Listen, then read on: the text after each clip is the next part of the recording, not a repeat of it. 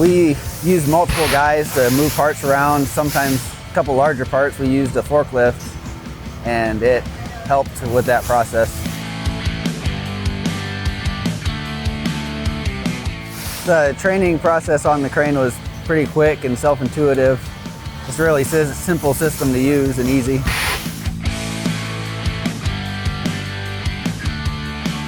For some pieces that require 2 people, we can take 1 person off, and so it only requires 1 man to run the job, freeing a guy up to go do work on something else.